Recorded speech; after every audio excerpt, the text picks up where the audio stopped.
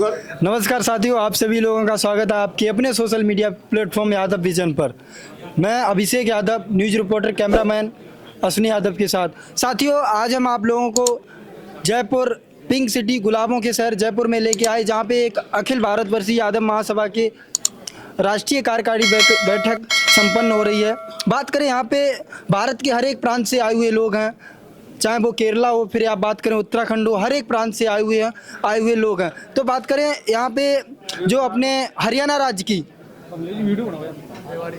हरियाणा रेवाड़ी से, हरियाणा राज्य में महिलाओं में जो सबसे श्रेष्ठ बात करें, आज उनका भारत में हर एक जगह पहचान है अच्छी। तो उनसे आपको इंट्रोड्यूस कराते हैं, जिनका नाम है साध्वी पुष्पा शास्त्री। साध्वी जी, आपका सबसे पहले बहुत बहुत स्वागत हमारे सोशल मीडिया प्लेटफॉर्म। धन्यवाद है। यादव विजन इस चैनल का मैं हार्दिक स्वागत करती हूं और लोकतंत्र के चौथे स्तंभ के रूप में पत्रकार जाने जाते हैं। आप अपनी रिस्पॉन्सिबिलिटी को अच्छी प्रकार से निभाएं, ऐसी कामना करती हूं।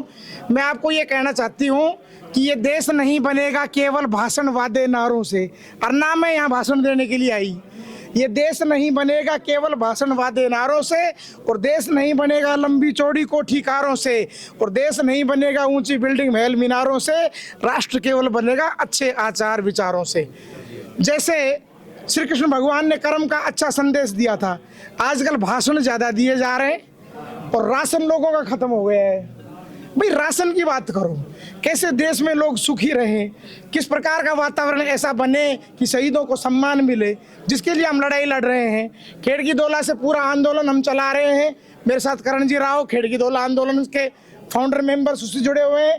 हमारी बहन मंजू जी हमारे इसका आंदोलन से जुड़ी हुई है, और आप सब में से भाई जो खड़े हुए हैं, भाई सरदार जी और आप सब उस आंदोलन से जुड़े हुए हैं। अपना ये जो मुद्दा था ना, इसी पे यादव समाज एक हुआ था, पूरे भारत में एक हुआ था कि नहीं अभिषेक? ये अभिषेक बालक है जो साइकिल से पूरे घूम के जगा रहा था देश को, ये बालक अभिषेक साइकिल के द्वारा। तो वहां से ये मुद्दा चला है। तो मैं ये चाहती हूँ कि जो जिस मुद्दे पे यादव एक जाजम पे आए और एक जगह एकत्र होकर के बैठ गए, अब उसको ठंडा नहीं पड़ने देना है। हम ना हार मानी हमने जीवन में कभी सीखी नहीं है। अब जो वर्तमान में सरकार आई है, उससे भी जाकर के बात करेंगे। वो जनप्रतिनिधि जिनको लोगों ने चुन करके भेजा है, वो जो मुंह में दही जमा के बैठेंगे, तो हम क्या मौन बैठ जाएंगे? हम क्या उनको जाकर के उनसे पूछेंगे? नहीं, हम उनसे पूछेंगे तुमको यहाँ किस लिए भेजा है? ये झंडी वाली कार का रोब मत दिखाओ, ये बैठ करके बंगलों में लोगों को सब्ज बाग दिखाना बंद करो। जिस मुद्दे के ऊपर वोट दिया है समाज ने, उस समाज के साथ ठग्गा बग्गी बिल्कुल नहीं होने दूंगी। मैं साध्वी पुष्पा शास्त्री रोटी खाए बिना रह सकती हूँ, सच बोले बिना रह नहीं सकती।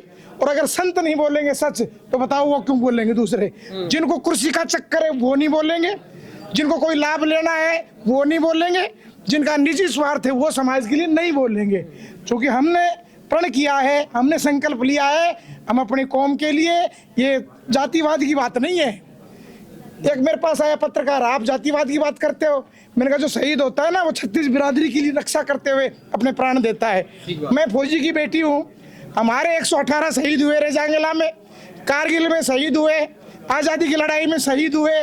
बिना रोए तो माँ भी अपने बच्चों को दूध नहीं पिलाती। क्या समझ रहे हैं? इसके ऊपर तो बोलना पड़ेगा इस मुद्दे के ऊपर। ये कोई जातिवाद नहीं है, ये देश में भेदभाव हो रहा है, ये यदुवंशियों से पक्षपात हो रहा है, जो बिल्कुल बर्दाश्त से ना काबिले बर्दाश्त थे। इसलिए इस मुद्दे को उठाएंगे हम, और जाकर के सांसदों से बात करेंगे और मंत्रियों को याद दिलाएंगे उनके वादे। आई रेजिमेंट लक्ष्य हमारा, जिसको हम हासिल करके रहेंगे। जी, मैं आपसे एक क्वेश्चन और करना चाहेंगे। जैसे कि हरियाणा में बात करें, सबसे अगर अच्छे लीडर हैं हरियाणा में, तो राव इंद्रजीत हैं, है ना? हम देखते हैं लास्ट ईयर भी अभी हरियाणा का जो चुनाव हुआ, लास्ट ईयर भी जब हरियाणा का जैसे जो सीएम बने, नायब सैनी साहब बने, हाँ, फिर उनको ही बना दिया गया। तो इसमें क्या राव इंद्रजीत क्या उनसे छोटे लीडर थे? बात करें, वो एक हरियाणा में बहुत अच्छी पहचान है और राजा महाराजाओं की फैमिली से बिलोंग करते, तो उनको क्यों नहीं बनाया गया सीएम, जबकि वो सीएम के दावेदार थे? बट क्यों नहीं? यहाँ पे क्या यादव को लेके उनके साथ जातिवाद हुआ या जातिभेद हुआ, जबकि वो नायब सैनी से अच्छे एक लीडर हैं, हमेशा रहे? तो इस मसले पे आप क्या कहना चाहेंगे? भाई पार्टी पॉलिटिक्स से ऊपर उठ करके बात करें, व्यक्ति विशेष नेता की यहाँ बात ना करें। यहाँ व्यक्ति विशेष नेता की बात नहीं है, यहाँ बात जनता में जो मुद्दा था, जनता जिस मुद्दे को उठा रही है उसको हम साथ लेकर के चलेंगे कि जिसकी जितनी संख्या भारी उसकी उतनी हिस्सेदारी, ठीक है ना। जिसकी जितनी संख्या भारी देश में उतनी उनकी हिस्सेदारी होनी चाहिए। पार्टी कोई भी हो, पार्टियां बाद में हैं, जनहित का मुद्दा पहले हमारे लिए। इसलिए पार्टी कोई हो, नेता कोई भी हो, हम आंदोलन को चला रहे थे और दिन रात ये गति पकड़ रहा है। 26 करोड़ यादों तक आज ये आवाज, आप माने न माने, पहुंच गई है।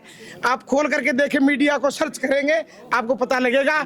आप सब योद्धा हैं और आप सब मेरे साथ हैं। मैंने एक नारा दिया था, जो हमसे टकराएगा नो, जो हमसे टकराएगा उसका चूरा भी नहीं पाएगा। पहले तो हम अन्याय करते नहीं है। कृष्ण भगवान ने संदेश दिया, पहले अन्याय करो मत, अन्याय हो रहा है तो उसका विरोध करो, और उस विरोध का सकारात्मक तरीका लेकर के हम चल रहे हैं। हम आई रेजिमेंट लक्ष्य हमारा उसको लेकर के इस मुद्दे को कामयाबी तक पहुंचाएंगे। धन्यवाद जी। आपसे एक बार और पूछेंगे, जैसे कि अहिर रेजिमेंट बात करें, पिछले 20 से सालों से आ रहा है, 20 सालों से इस पर आंदोलन छिड़ा हुआ है और छिड़ा रहेगा। ये तो कब तक संपूर्ण हो पाएगा? अहिर रेजिमेंट कब तक बनेगा? अगर अहिर रेजिमेंट ना बना तो आप क्या करेंगे? 4 फरवरी को आप भी लिख लो, 4 फरवरी को हम पुणे खेड़ की दोला में इकट्ठे हो रहे हैं। 4 फरवरी को, और उसमें एक विजय यज्ञ किया जा रहा है। उस यज्ञ में हम फिर आहुति लगाएंगे और भगवान कृष्ण से प्रार्थना करेंगे पुनः जो है हम सब एक होकर के देश के यदुवंशी और शहीदों के सम्मान के लिए इस मिशन को आगे बढ़ाएंगे। बाकी मिलते हैं आपसे 4 फरवरी को। बाकी बहुत बहुत धन्यवाद आप सभी लोगों का, और आपका भी बहुत बहुत धन्यवाद, आपने हमारे सोशल मीडिया प्लेटफॉर्म पे अपना समय दिया। धन्यवाद।